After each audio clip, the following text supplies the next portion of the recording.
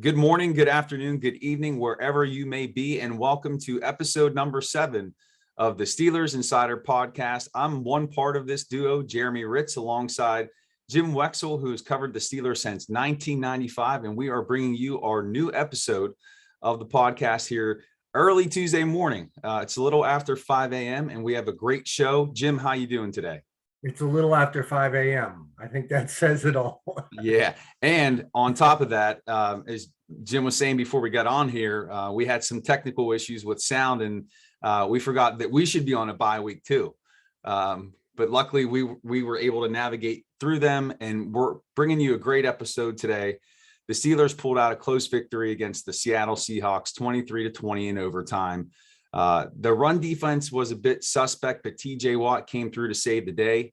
Najee Harris continues to carry the team, been steady but not perfect. And now they're on to the bye week where they get ready for the Cleveland Browns and what could be the pivotal game in the season.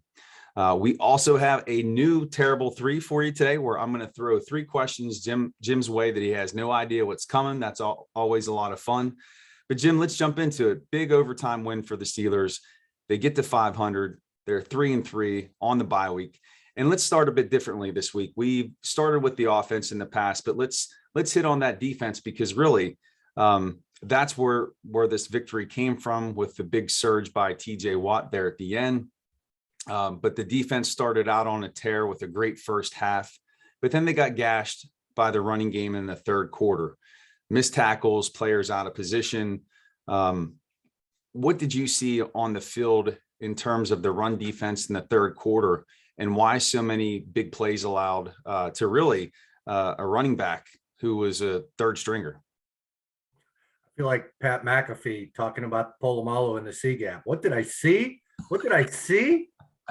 I saw each coach reveal his game plan to the sideline reporter before the second half, and neither believed each other.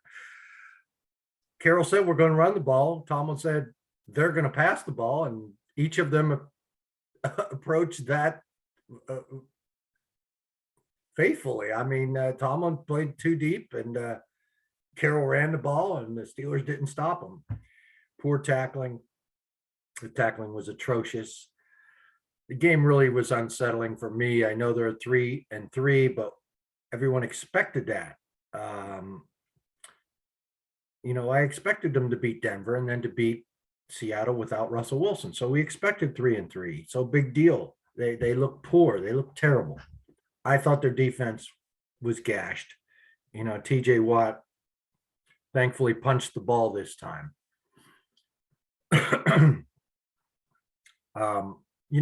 We could go into specifics. I don't know.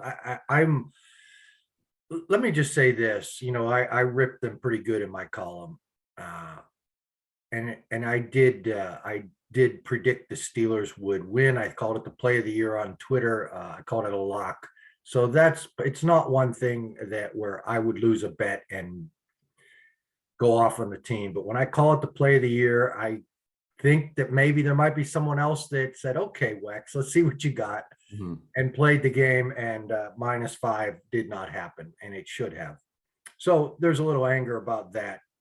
And they can't seem to put away backup quarterbacks, especially when they're in comfortable situations, like second of back-to-back home games. Everything is leaning in their direction, and they just can't overpower people. They can't put games away. That's my biggest problem. Yeah. The X's and O's, I mean, we saw the Steelers playing too deep to guard against the pass. Getting the lid taken off has been a problem the last couple of weeks. So Tomlin was determined that wouldn't happen again. And Seattle said, "We're going to play physical football against these little midget inside linebackers and these one-man defensive lines with outside linebackers all over the place. And these apparently they're coverage safety because they sure don't tackle." Yeah. So anyway, that's my 5 a.m. post-rip job explanation of my rip job. Yeah, and I read somewhere that Keith Butler was talking about how his primary focus on defense is stopping the run, whereas Tomlin is more concerned about stopping the pass. I did notice that just in terms of personnel, they only had two down linemen on a lot of those plays where the Seahawks are breaking off those big runs, but they did make some adjustments, thankfully, just in time. But it shouldn't have been to the tune of 100 yards to, was his name Alex Collins? I remember his days with the Ravens. He had some success there. If it wasn't for TJ, I mean, this team would have been 2-4. And, you know, as I watched that game, and as I said before the season, I felt like TJ didn't have that signature play where his work actually led to the victory. I felt like this game that happened. Now, it's not as if this game was monumental in its consequence in terms of them getting into the playoffs, but if it wasn't for his sack fumble, they wouldn't have won. They wouldn't have at least stayed in contention for, you know, a playoff berth. But TJ, you know, your assessment of his play, he didn't come on there till the fourth quarter, but he made the play when he needed to. Defensive player of the year or too early? Too early. Yeah. We've seen this last 2 years, and frankly, I don't care anymore who they vote for. It's just, if they're not going to vote for TJ in the past, you know how this works. He's going to get it in a year he doesn't deserve it. Mm-hmm. So, I mean, punching the guy in the gut, that's pretty ugly.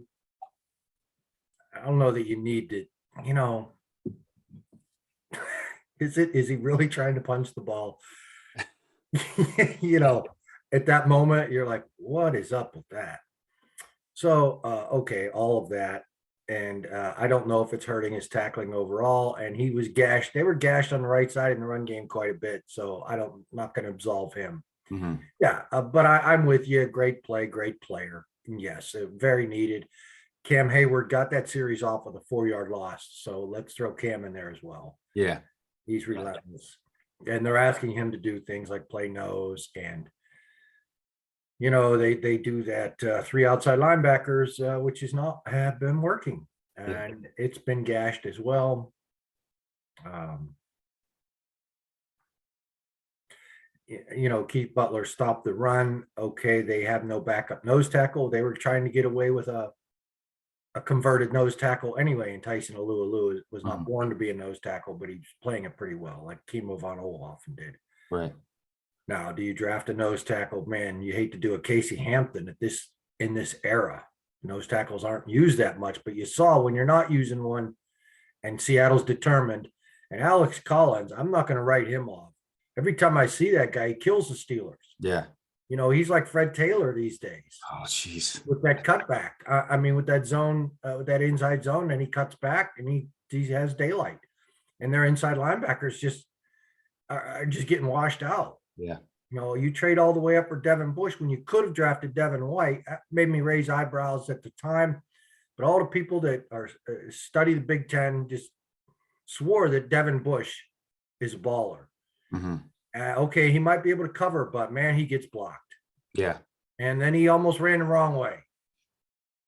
I think Steelers Nation, the fan base, has every right to question that pick right now. Is he 100% back? Is that the problem? I understand Schobert getting washed in the run game, but you got to have somebody. I mean, Devin White is that player.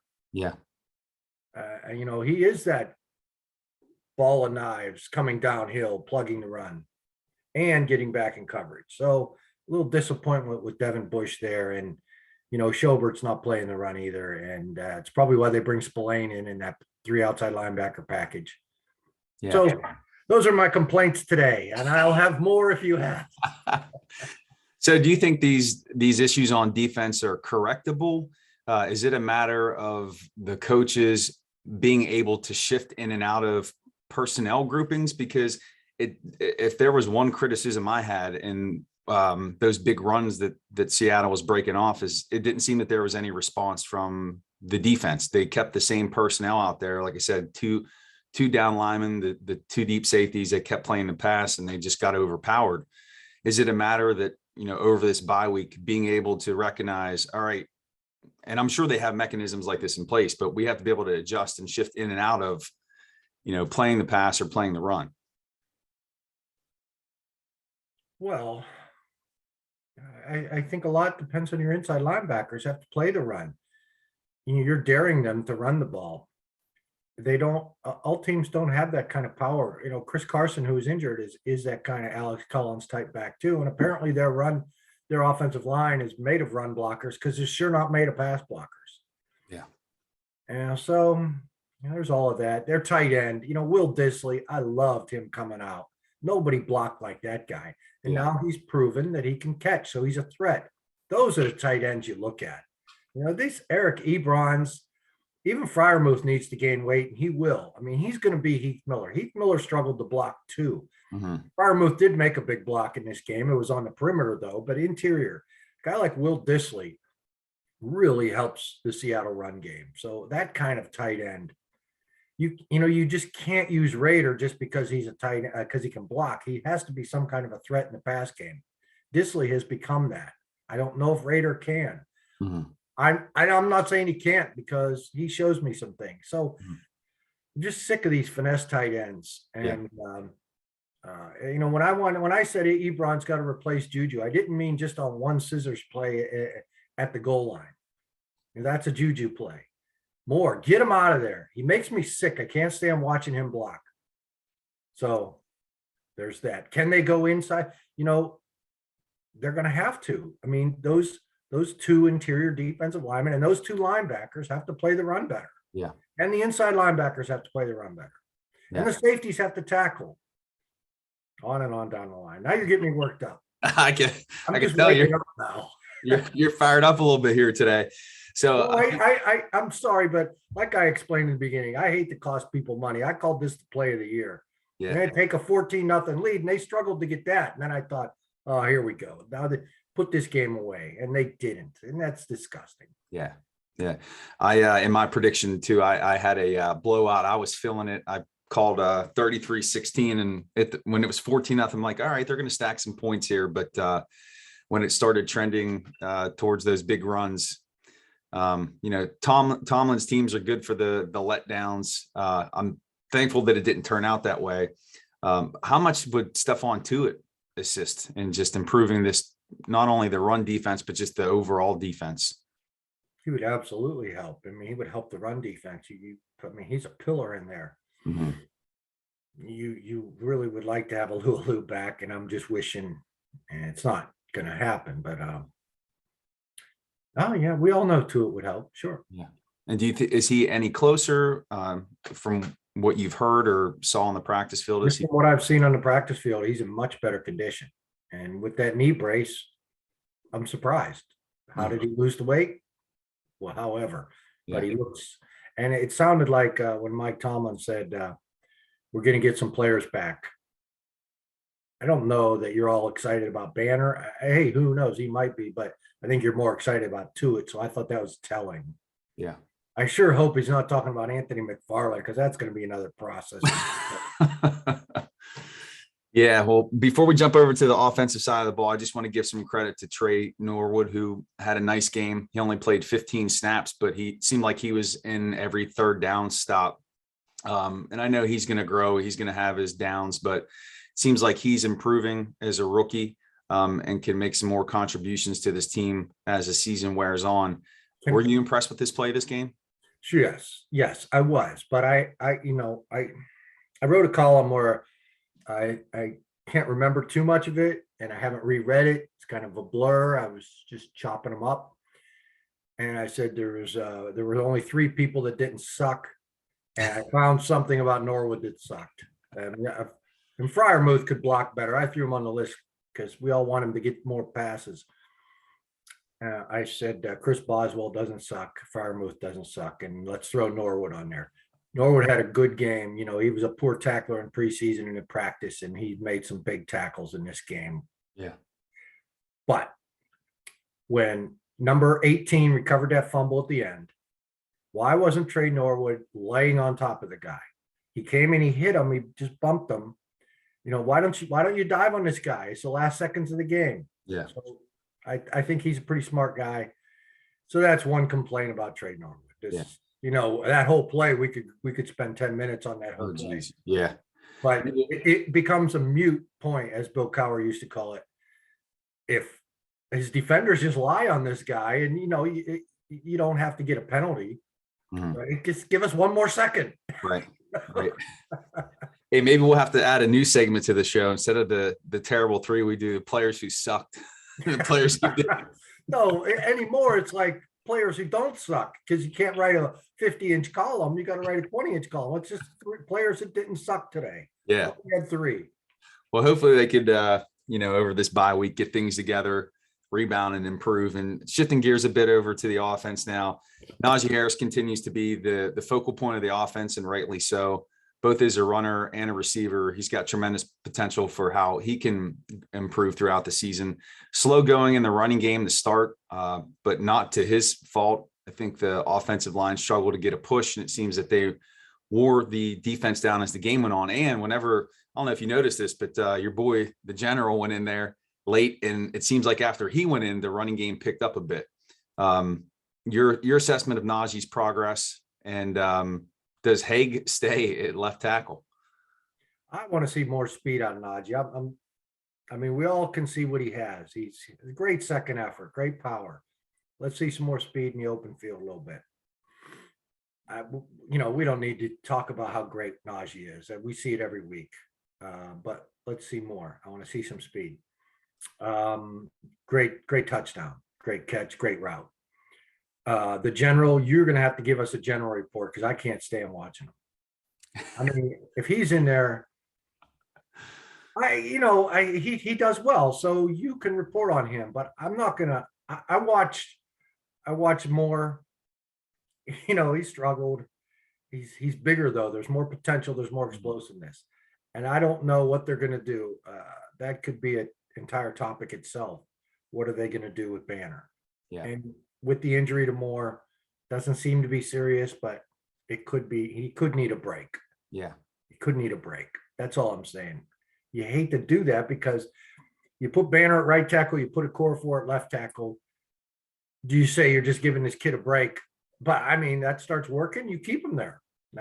And then you lose the rookie, and maybe that's fine. I mean, this could be part of the process, these first 6 games for him too. You learn a lot, and you learn what you need to improve upon going into next year, especially physically.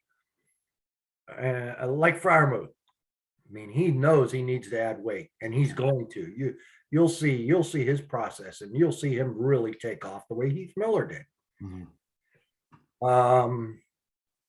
As for the running game, yeah, okay. Yeah.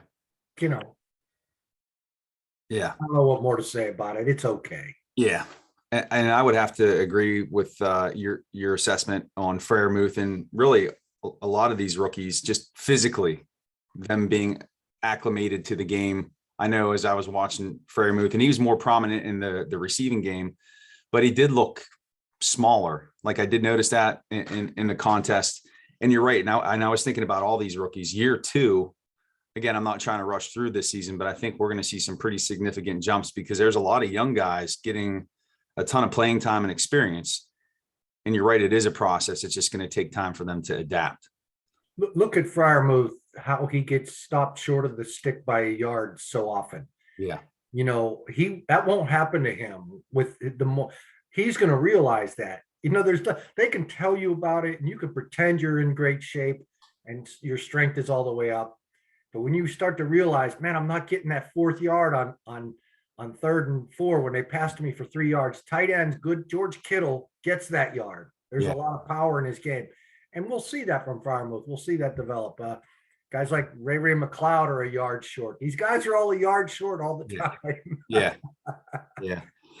And, speaking of Ray Ray McCloud, was a bit confused as to why James Washington had an early reception in the game, but then it seems like McCloud became the featured 3rd receiver. Now, I'm not sure if that was because of an injury, if Washington re-aggravated that hamstring, but I mean, I understand McCloud has a lot of speed, and they really don't have that element of speed on that offense. But what was the reasoning behind McCloud getting snaps over Washington? Oh, I think he's going to replace Juju on that crap inside scissors. It might work someday. You can all look back, and Matt Canada is going through a process too. Mm-hmm. I'm unwilling to give coaches the latitude I give guys like Dan Moore. To me, Matt Canada's the general. I watch it and it makes me sick, and I can't. Watching his press conferences, I can't stand dealing with college coaches because it's too familiar to me the way this is all turning with the media. So I'm a little raging about the college process. The NFL is becoming college football in these fiefdoms where people like Joe Paterno run the entire city. Mhm. And now it's like coaches are above any kind of blame, everybody's above everything because they don't have to answer anything anymore. There's really no access anymore. It's all staged. So it makes me sick. So,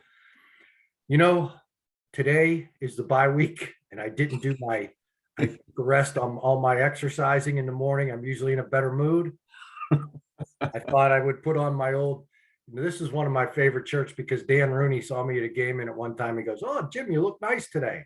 I'm like, okay. And I never forgot that because Dan Rooney is a Hall of Famer.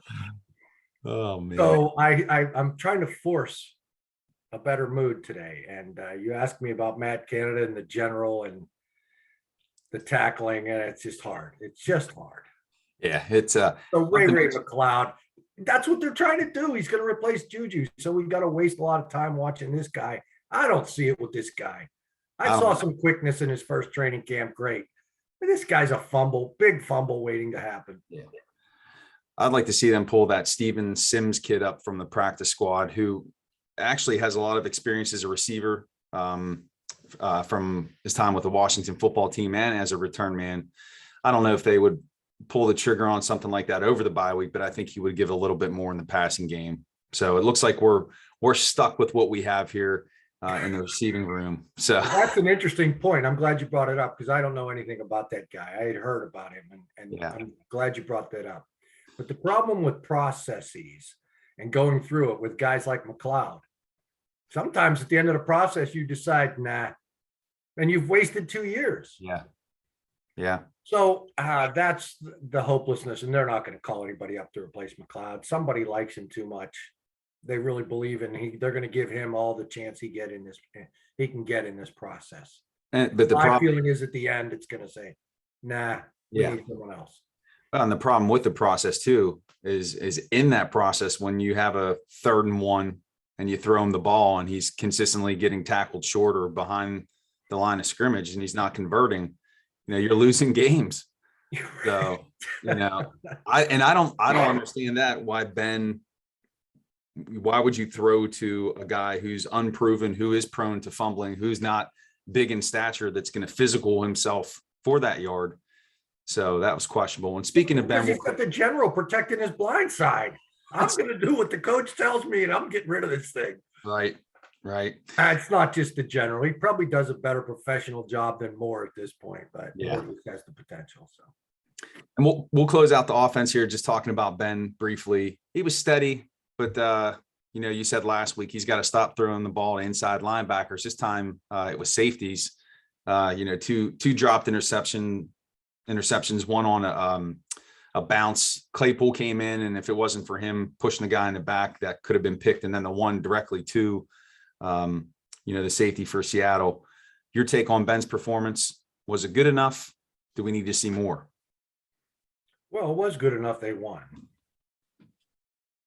It's like talking about Najee. I mean, we can see what the problems are.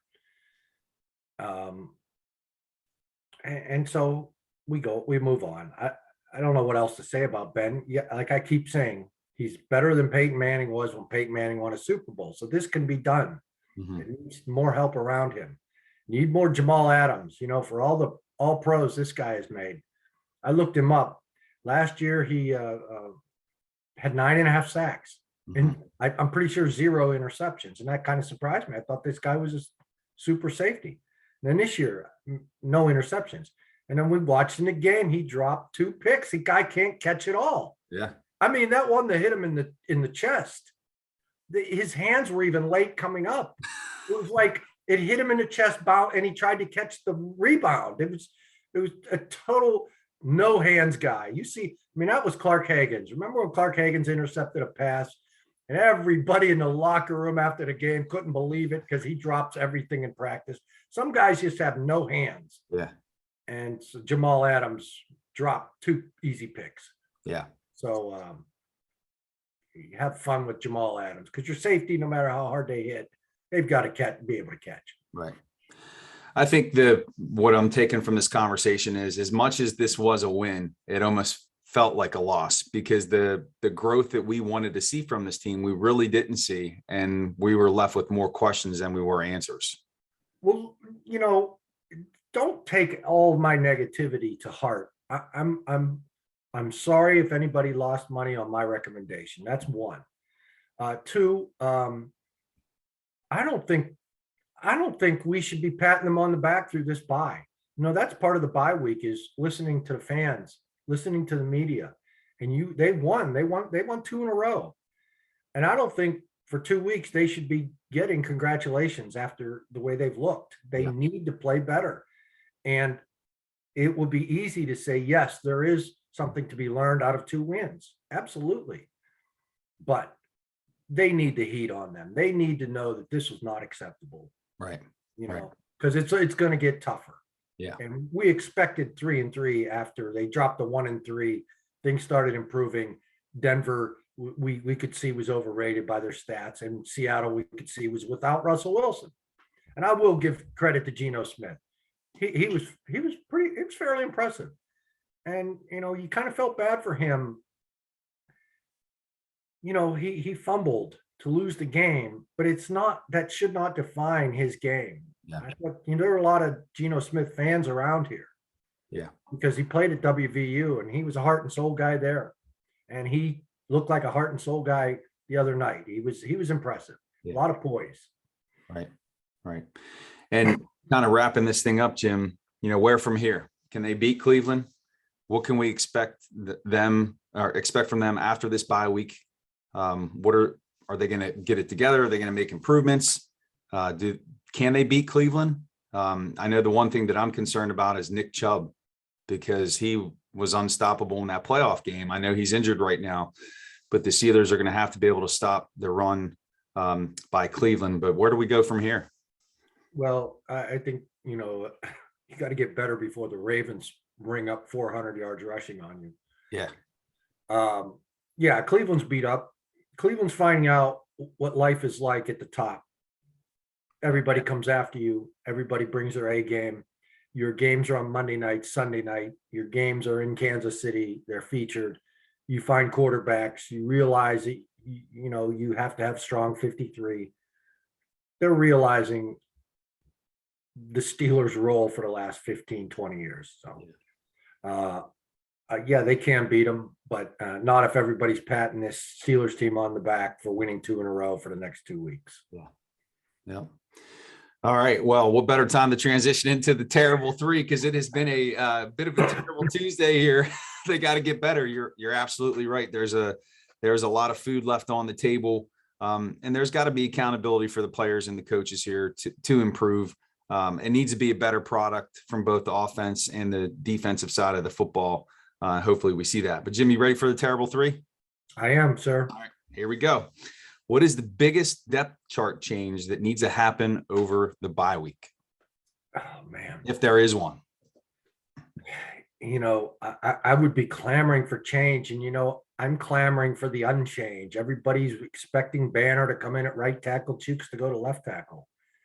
I looked up our lads is always on top of depth chart maneuvers. They get the latest. I guess they're in the predicting mode now because they have Chooks already at left tackle and Banner at right tackle. Okay. I don't know where they're getting that. I haven't seen Jerry Dulac is the guy in town for injury updates. He has nothing on his Twitter feed about Dan Moore. So if Banner goes to right tackle and Chooks goes to left tackle, I wouldn't be against it. Mm-hmm. Moore played a crappy game. Taylor owned him whenever he needed to, I thought. Mm-hmm. But it's a process for Moore. We all know that. We know his potential. So if they don't make the move, I'm not against that either. So let the coaches decide on that one. But that's the big move that has to be made. What are you going to do with Banner? Right. Okay. So Tomlin, on that fourth quarter call when they stopped the game to confirm if that was a catch, which was ridiculous, he lost his mind on the sidelines, and I don't know if I've ever seen him go off that way. But it brought back memories of Bill Cowher. I was actually at the game with my grandfather when he tucked the picture in the referee's pocket. Can we classify this Tomlin outburst as chin worthy? Was it to that level, or does he still have work to do? That's a funny question, and nobody ever can do what the chin did. I mean, that stuff in the photo in the guy's pocket. I don't know if you can touch an official anymore. That might be the chin rule there. Yeah. There needs to be a Tomlin rule. They need to do something about what he erupted over. You can't call for a replay as real time is so critical as it was. As it turned out, there was 1 second left. And all of the questions I have, why wasn't Trey Norwood lying on the fumble recoverer? Why was Russell Wilson allowed on the field when the guy who stormed the field, who ran on the field earlier in the game was in jail? Why was Russell Wilson allowed to run on the field in his street clothes? Why isn't he in jail? And why was the player allowed to spot the ball? What the hell was that? Okay, now these questions are all mute, as Bill Cowher used to say, as I've already referred. And also, did anyone move on the Seattle line? So there were 4 big questions, but they're all moot because of this replay. There has to be a window in the rule for the last play of the game for this very reason. And Tomlin's on the rules committee. He should have been screaming like that in the offseason in the meeting room, because this was bound to happen. What do you do if you're stupid enough to have stupid enough to review that play? Review you can get that after. Make sure everything goes off properly in these dying seconds with everyone scrambling around. Let it go, and keep a window in your rules open for allowing the previous play to reviewed after the final seconds are played off. Yeah. That way you can reset properly. A player spotting the ball so your quarterback can spike it with 1 second left. What the hell was that? Did you see the official touch the ball after Harry Swain spotted it? He just touched it like, this is right. Is it right? Was it right? What the hell was that? So there were so many things that needed perfect. You know how things have to be so perfect for an offense to get off a snap. And that better have been perfect with 1 second left. It appears that a lot of it was right, that they didn't move, that this play did get off with a second left. And Tomlin's outrage is understandable, but we needed that outrage in the offseason. That rule needs fixed. Yeah. So, that's my take on what Tomlin did. It's not chin worthy. I didn't see any spit. I didn't see the referee have to get a towel after.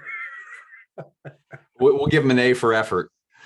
All right. And the last one in the terrible 3, can this Steelers team still be a legitimate playoff contender with these ugly wins? And Tomlin always says that style points don't matter, but is that true? Oh, he's right about that. I mean, but we in the media don't have to agree, and we can rage for 2 weeks. And if nothing else, it makes his team salty, and you want to use everybody as a chip on your shoulder when you do get your processes figured out. Oh yeah, I mean, anybody can get better.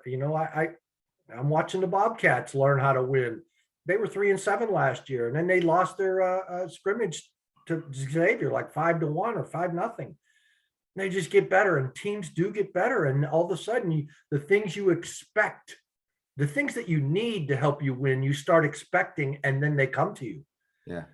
When your processes haven't worked and you haven't gotten better, and you expect to win, you can just wish, and they don't. But you do see winning teams catch fire, and who knows? Cleveland's got all kind of injuries. Perhaps a third win with good football, good tackling. Well, whatever happened to this team's tackling? I know you have to gear yourselves to pass defense in drafting players now, but don't you have to have one inside linebacker that can come downhill and blow things up? Yeah. So, that's what causes fumbles. I was going for my Polamalu book. I was going through my notes, and Bill Cowher said at the beginning of the week, we have to hit harder.